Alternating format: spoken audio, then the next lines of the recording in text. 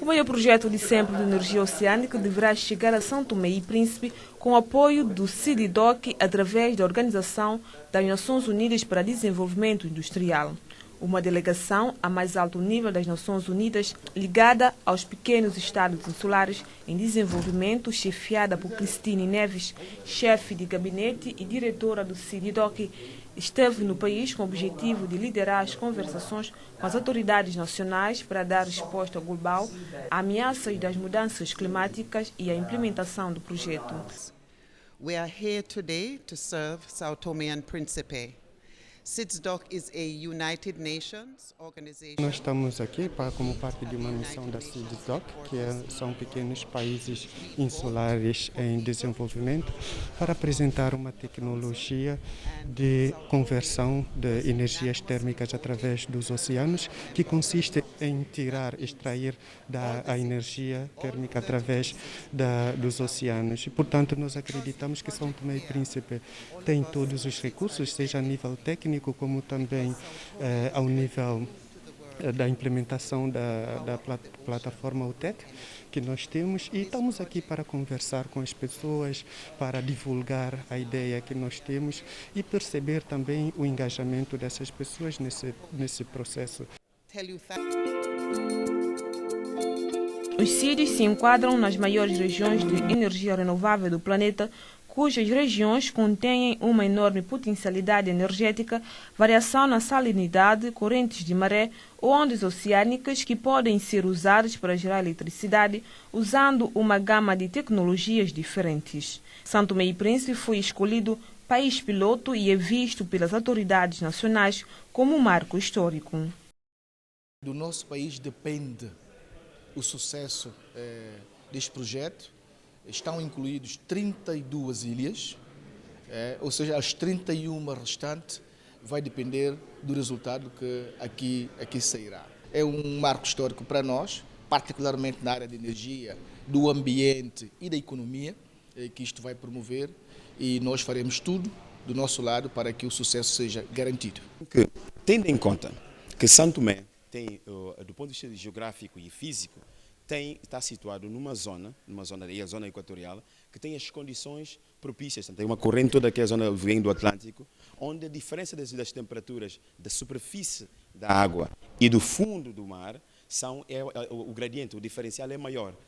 E a energia térmica oceânica, porque há outras energias, outras tecnologias que podem se trazer do oceano. Há a energia das correntes, há uma série de outras, mesmo a eólica também, e portanto, esta é aquela em que São Tomé tem um posicionamento geográfico e físico que o propicia.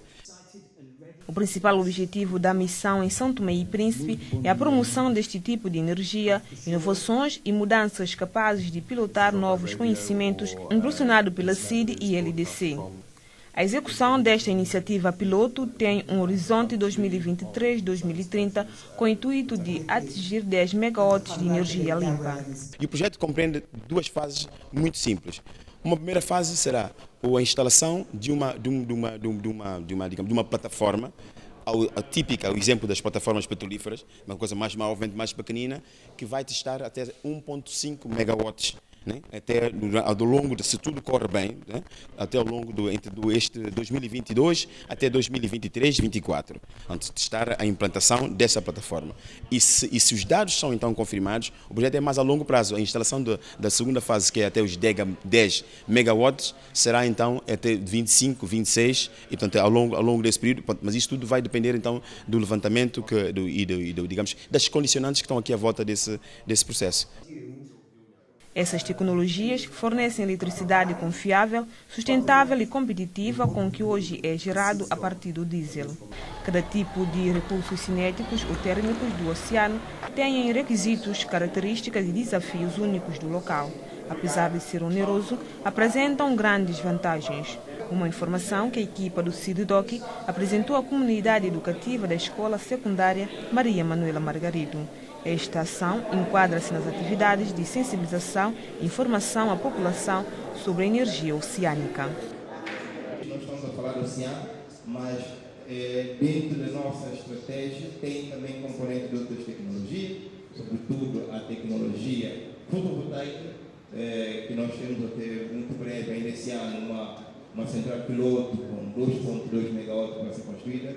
E focando na questão hídrica, nós temos muitas águas, o nosso mapa hidrográfico diz claramente que nós temos, as políticas estão claras, nós precisamos atrair mais esses investimentos que existem, como a iniciativa que a Citizen fez com a parceira Unido e outros, para que hoje trouxe a Global Tech entre nós apresentar, que vai detalhar a seguinte apresentação, mais pormenores, tecnicamente, aquilo que realmente é energia limpa e aquilo que nós queremos.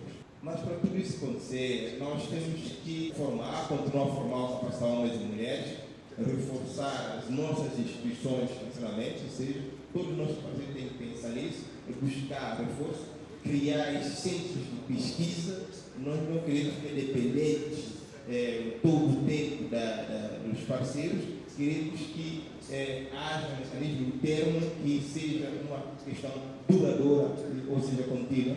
Criação de sinergias institucionais de forma transversal, isso já se começou e assim continue. Promover mecanismos de implementação das políticas estratégicas, promover o setor privado, que é extremamente importante, para diminuir drasticamente a nossa questão de desemprego, e regulamentar e fiscalizar os serviços em modo geral ligados ao setor de energia, ligado à nossa reguladora e à apropriação nacional, lógico, a todo nível da questão de soberania nacional que nós temos, que já começou.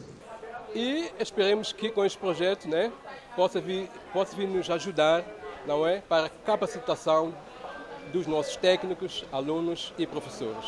A energia será limpa, que é a energia sobre os oceanos.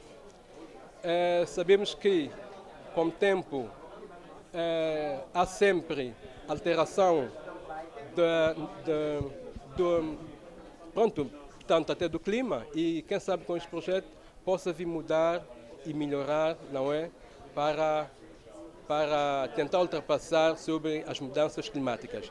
A energia térmica oceânica, que se baseia na conversão de gradientes de temperatura no oceano em eletricidade, está continuamente disponível em quase todos os locais oceânicos entre os trópicos e, portanto, representa uma fonte ilimitada de energia para a economia azul. Se tudo correr como previsto, de acordo com as projeções da equipa do CIDIDOC, São Tomé e Príncipe poderá vir a tornar no futuro próximo um país gerador de uma energia oceânica permanente e transformacional para toda a economia nacional.